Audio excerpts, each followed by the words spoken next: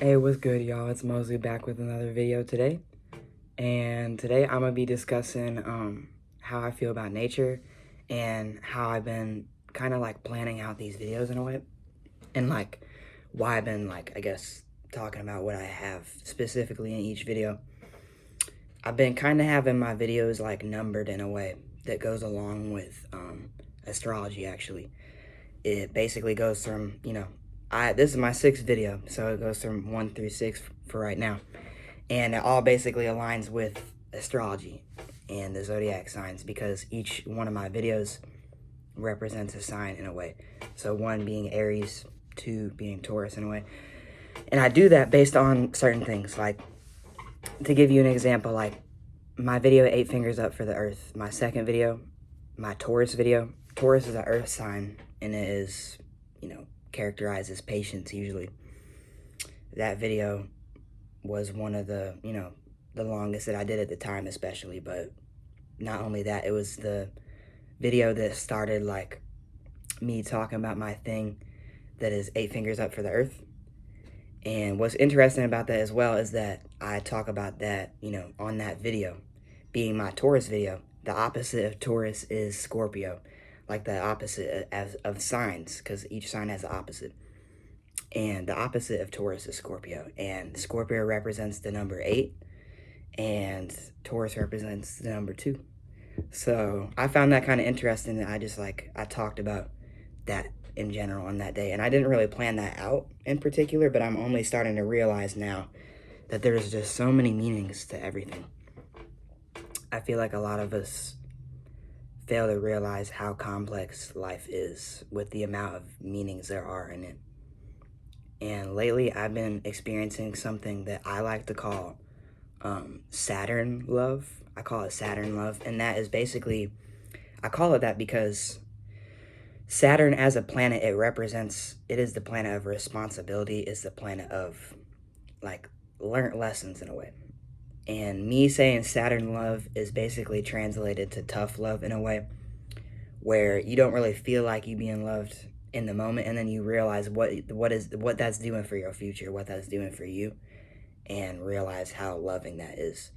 And the universe does that to us like so much, like more than we really realize.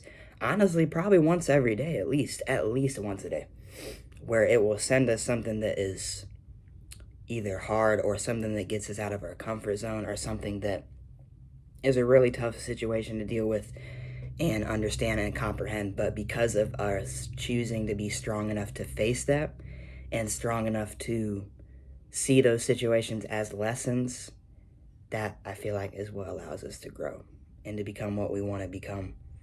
And that's the universe being like, hey, I love you, even though that I'm sending you these troubles your way. I still love you and I still appreciate you. And I'm going to talk about nature today as well.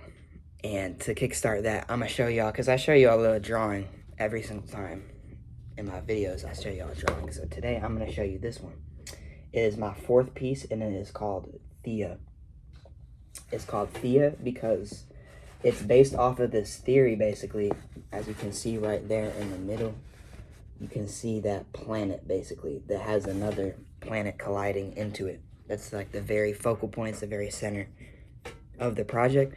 But basically, Theia, it's called Theia because it basically represents this theory that the way like life began on Earth in the first place is through the collision of another planet called Theia. And because of Theia colliding into our Earth, it not only created land and, certain things that allow us to have life on this Earth, but it also created the moon because pieces of Theia came off, while it was colliding into the Earth. And those pieces, ended up just like rotating around the Earth eventually, so much so that they clumped together into a single, moon. From what we know today, it's the moon. But I personally, I think I do believe in that, and I just find that theory really interesting, and that drawing goes along with it perfectly. It basically represents the creation of life, and the creation of woman and man, and the creation of the moon too. And that's kind of why you're at the top part of the image, there is the moon right there, and its eyes like barely open, you know what I mean? It's supposed to represent like almost like a baby like open its eye for the first time and like perceiving the world for the first time. That's kind of what it's supposed to represent. But yeah, I really like that one a lot. The way I view nature, I like to think this way about nature. Basically, I personally believe that a tree is as living as a human. And what I mean by that is that trees have just as much soul, feeling, and expression in a way than we do. But the way that they express it, they can't. They don't have the ability to, because the way that trees and nature as a whole experiences is through feeling. Feeling is just one of the many, things that we as humans can do. It's just one of the many things. And that's all that trees can do. That's all that plants can do is feel. They either feel the energies around them through their surroundings, or they feel directly, physically. But they also feel emotionally, I feel like. I feel like trees and plants experience more emotion than we truly think. I feel like a lot of us look at nature in like a logical way. A lot of the times, I feel like a lot of people view humans and nature as separate in a way, which is not true. We all come from the same place, but not only that, trees are, they help us. They help us so much, like more than we even realize it. Plants do too. And I mean, as an example, plants make up about 90% of the medicine that we use today, to cure all kinds of things, to help all kinds of things, whether that's spiritual, whether that's physical medicine, they make that up, they create that. And it's not only that, but like saying like a tree is as living as a human, I basically mean that trees have their own souls too. They just can't vocally express that. They can't vocally express how they're feeling. They can't express things through their eyes because they don't have eyes. They don't visualize things like we do. They don't hear things like we do. They don't, speak like we do. They can't. They can in their own way, but it's not something that we as humans can kind of understand and we don't really try to comprehend it in a way. I feel like a lot of us will see ourselves as separate from nature and not really want anything to do with it, whether that's like an irrational fear of certain natural things like bugs or whatever the fuck. Like y'all can have fears of that stuff, but like in general, they're still living creatures. There's still things that perceive things and feel things on a way that we can't ever truly comprehend. Like we can try, but a lot of us don't even try to do that. I feel like trying to do that, though, shows that respect for life as a whole and for nature. Trying to immerse ourselves in a perspective more natural. Trying to immerse ourselves in a perspective that we don't understand, that we can't ever truly comprehend, but we try to because we appreciate it, because we realize that it exists. We realize that it doesn't matter, if we don't think about it, if we don't perceive it that way, it will always be that way. It will always feel, it will always be something that lives in a way. I feel like trees experience a lot of emotion. I feel like a lot of people see like certain things as in nature as almost like a nuisance, or almost as something that hinders their ability to progress in the human world. And in a way, some people can be very right about that, because the way that our society is set up, the way that we live nowadays is very separate from nature in a very disrespectful way. Very separate. And it's very normal, I feel like, nowadays at least, to be separate with nature and to express that and to be okay with that and to not really think about it in a way. But what I mean by being separate in a way is, let me give y'all an example. Let's say there's a huge storm coming. First thing that most of us humans think about is, oh, we're going to be trapped. I'm going to be trapped inside. I'm not going to be able to do what I need to do. I'm not going to be able to go where I need to go because of this storm. And that's going to be unfortunate. And because of this storm, it's preventing me from feeling a certain way too. Or this storm is preventing me, from doing a certain thing. When in reality, it may be. It just might be. And that's valid because it obviously depends, Some storms, like, they can ruin lives at times, They can be natural disasters. And I'm not saying that we should, appreciate, I guess, those natural disasters. And if they do cause a lot of damage and harm to our lives, that we should still appreciate that. Like, you can truly view it any way that you want to. Truly, you can. But the way that I view it is when a storm like that comes, when rain comes in general, y'all gotta kind of immerse yourselves in the perspective of nature and the trees in that moment. They wait weeks, sometimes months, without any water, without any rainfall. When the rain comes, it is the greatest gift to nature. It's not necessarily seen as a gift by us. But even if that rain hinders us from doing a certain thing or going a certain place, I feel like we still have the ability to respect the fact that it's needed and that it needs to happen and that it's important too, that it is happening. I feel like it's important to respect that trees will feel that rain coming and will know that rain is coming and will be at the most joy that they have ever felt because of that. The trees will literally be crying, like, just knowing that they are about to experience those showers and feel that life again and be reborn in a way, because the sun can be unforgiving sometimes. The sun displays a lot of Saturn love in a way, that tough love, because of course we need the sun, but sometimes it's a little too intense. The sun is very, very what it is, but I feel like those storms coming, that is very important and very beautiful. And honestly, I want to take a couple moments in silence just to honor that perspective and to honor nature as a whole. And I don't care if y'all participate, y'all can skip past or whatever, but I'm gonna take 5 seconds of silence to breathe and to appreciate and to think about nature and to think about living in that perspective, I guess. So I will start that now.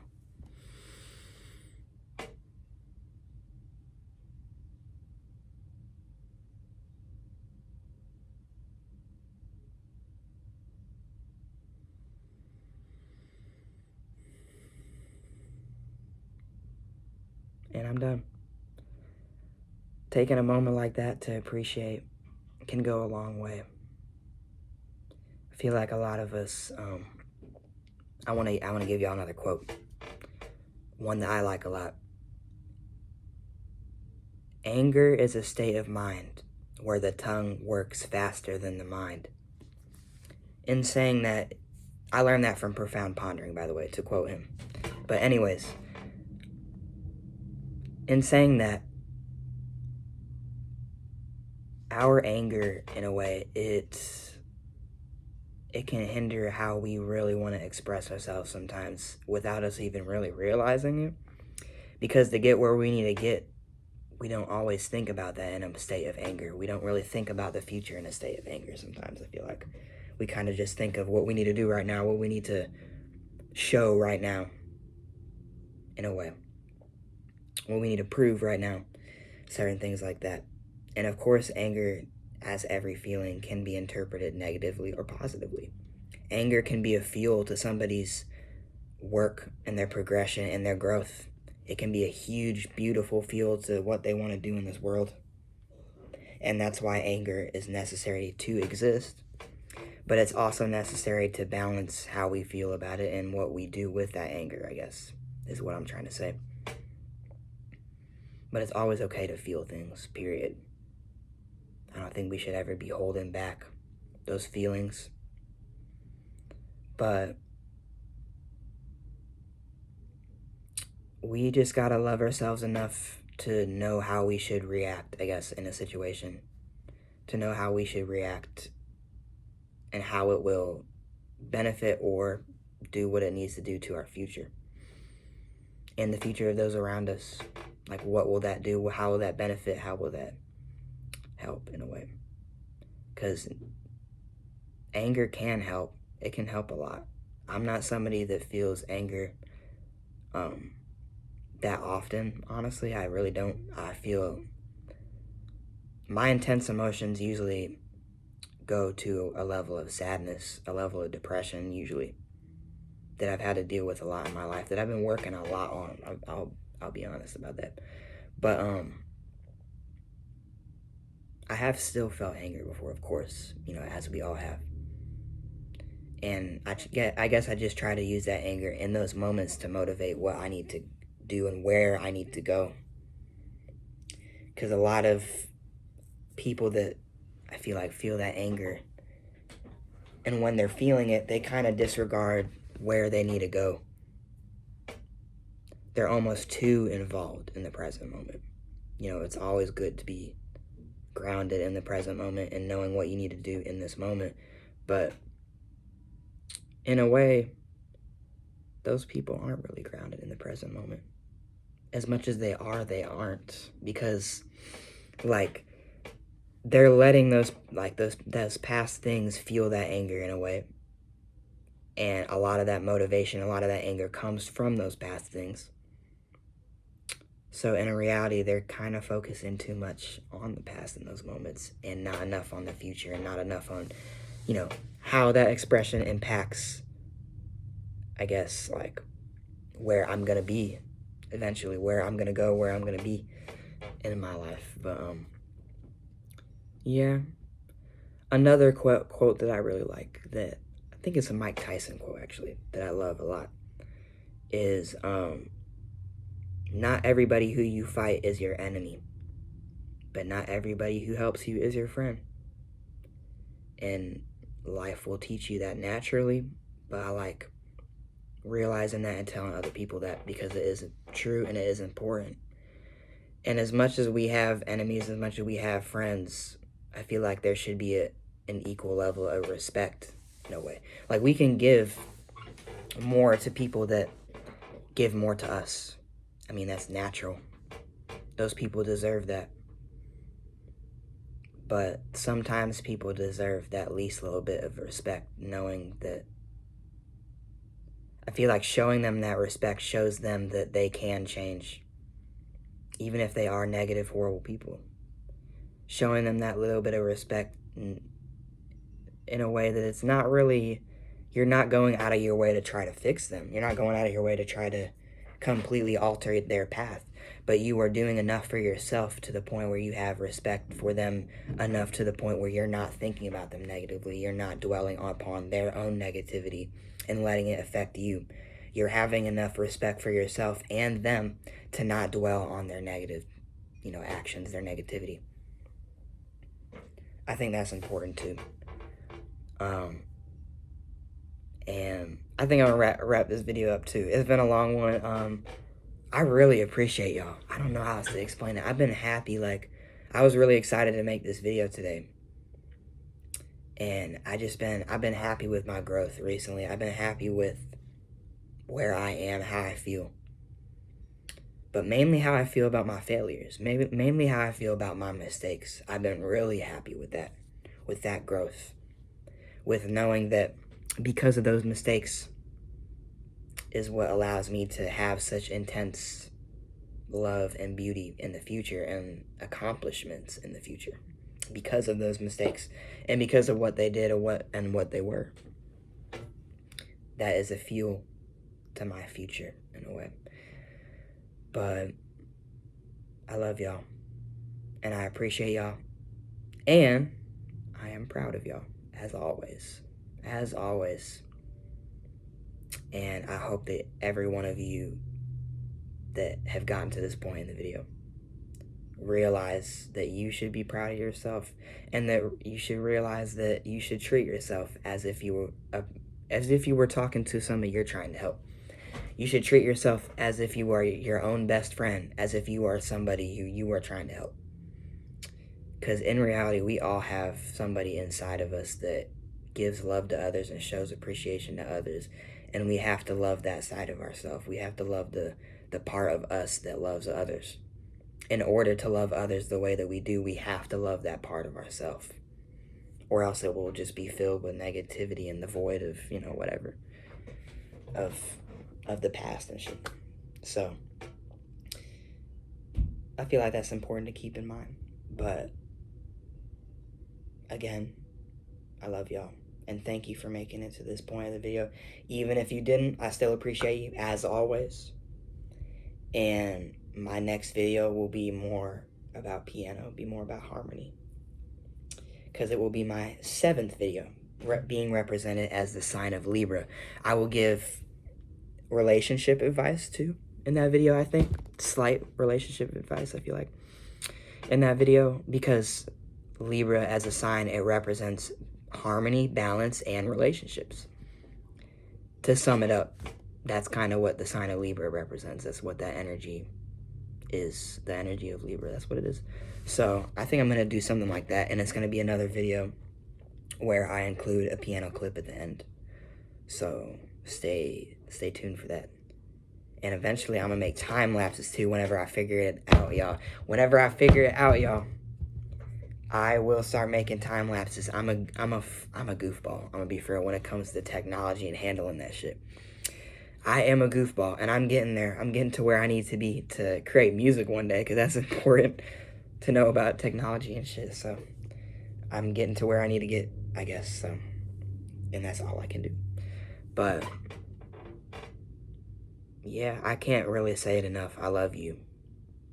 I can't say it enough. Because I feel it. And it's really important for me to say that, I feel like, because a lot of people go their whole lives not really knowing, like, what real universal love is and what it holds, in a way. And I feel like it's something that everybody deserves. Whether you grew up in a certain environment where it's not accepted or not, like, you still deserve that. You still deserve to feel that love. And if I can show you that through this video, if I can show you that through my words, and if y'all can tell, how I feel through my words and my emotions, then I served my purpose. I feel like I've done everything I need to do, if that is the case. So, thank you again for watching to this point. And I hope that this serves as a valuable lesson for you all to understand nature a little better. Because that's the main goal of this video in particular. Is to give you guys some insight, I guess, into how I perceive nature. How I view trees, especially. Because trees got hella soul. They're spirits. They're portals in a way, too. And I'll touch on that a little more in my other videos. About a lot of my spiritual beliefs. And yeah, I love y'all. Thank you for watching to this moment. Thank you for witnessing me being an emotional person, I guess. I don't know. And me being myself. Because I'm always going to be this way, I feel like. Because this is just who I am. This is what I like to embrace. And I feel like y'all will, become what you need to become eventually too, and view it the way that you need to, because I believe in you and I know that it's possible for each and every one of you to do it. So why don't you start? Why don't you start loving yourself? Why don't you start doing that? Why don't you start realizing how important you are? Why don't you make that first step today? You don't have to, but why don't you? Don't do it with any negative, forceful intentions, but why don't you? Why not? Why not? So bye, everybody. I appreciate y'all.